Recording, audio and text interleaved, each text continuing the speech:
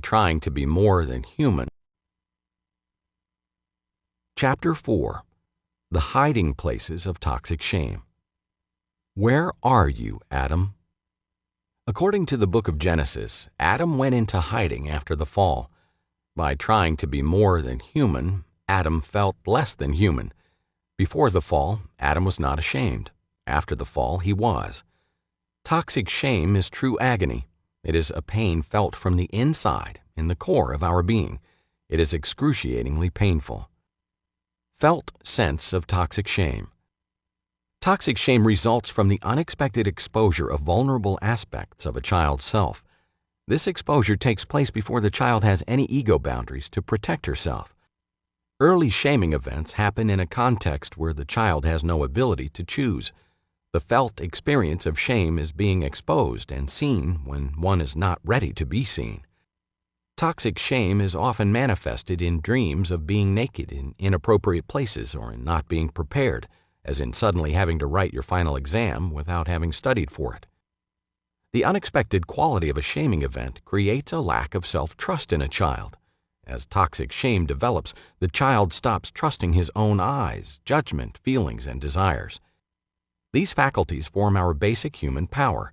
The distrust of our basic faculties results in the feeling of powerlessness. As vulnerable aspects of the self are shamed, they are disowned and separated from our felt sense of self. This self-separation process results in a split self. We are beside ourselves. We become an object to ourselves. When I become an object, I am no longer in me. I am absent from my own experience. What I feel is emptiness and exposure. I have no boundaries and therefore no protection. I must run and hide. But I feel like there is no place to hide since I am totally exposed. They are after me and they are going to take me by surprise. The hunter is always approaching. There is never a moment when I can relax. I must be constantly guarded lest I'm ever unguarded. I am alone in the most complete way. The agony of this chronic stage of being cannot be endured for long. At the deepest level, toxic shame triggers our basic automatic defensive cover-ups. Freud called these automatic cover-ups our primary ego defenses. Once these defenses are in place, they function automatically and unconsciously, sending our true and authentic selves into hiding. We develop a false identity out of this basic core. We become master impersonators. We avoid our core agony and pain, and over a period of years, we avoid our avoidance.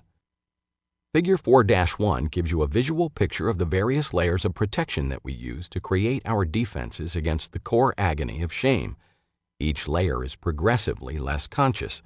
The deepest layers, our ego defenses, family system roles, and scripts, are automatic and unconscious. Each characteristic element of our shields of secrecy seem to have a life of its own. Primary ego defenses.